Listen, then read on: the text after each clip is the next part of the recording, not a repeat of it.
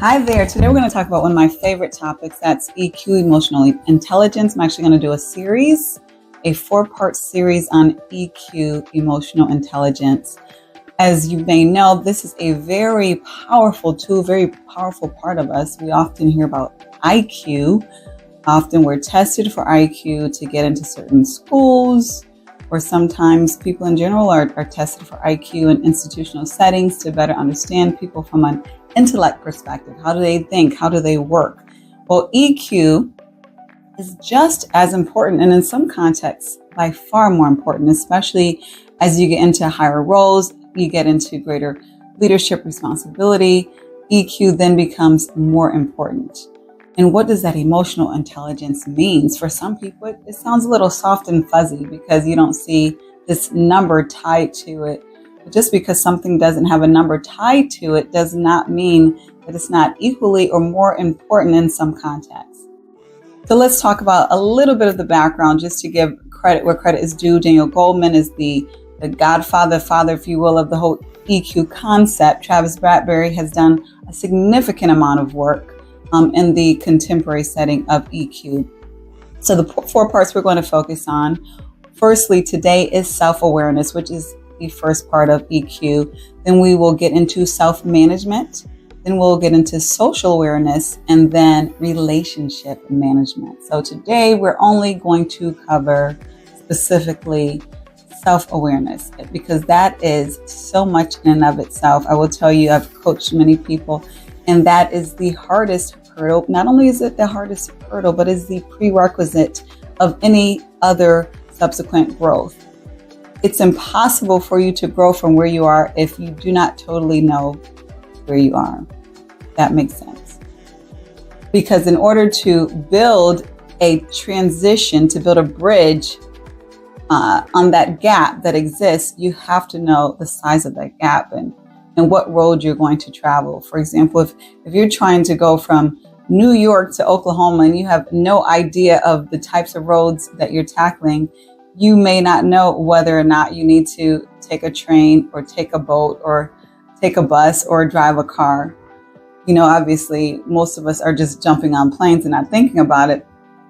But the whole point that I'm making is if you're making distance, you need to know how to navigate that distance. So what is self-awareness? It's just like it's described, but it's not as easy to master as it is to understand the definition. So the definition of itself is being aware of yourself. What does that mean? That means you know how you respond in situations. You know how you feel in situations.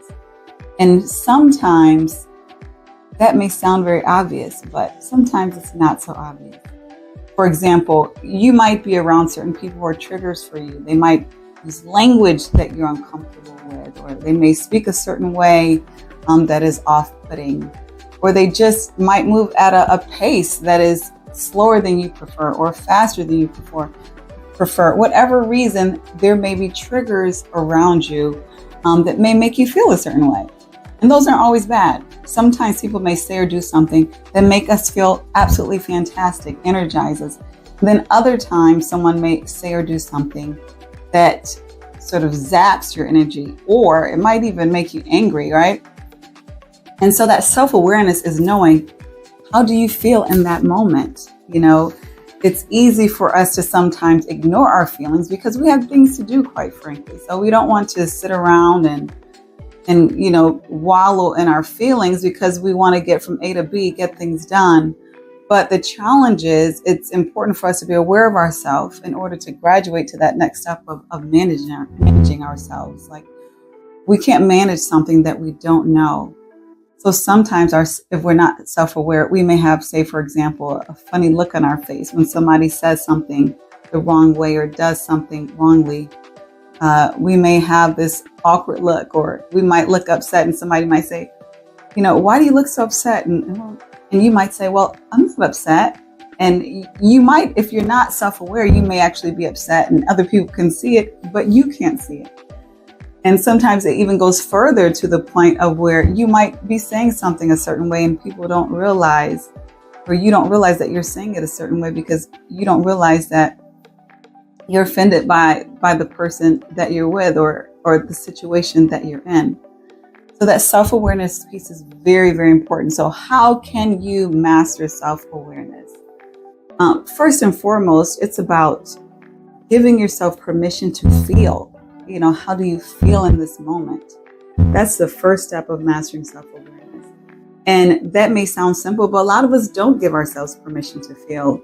We say, we're older, we're supposed to suck things up and move on.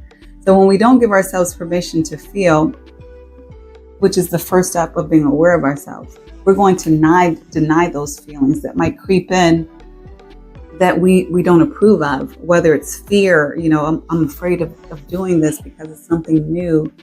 I'm afraid of this new challenge. Well, and that might be uncomfortable for someone to admit that they're afraid. So instead of admitting it, and acknowledging it, they might deny it even to themselves. So the first step is realizing that there is no wrong in any emotion.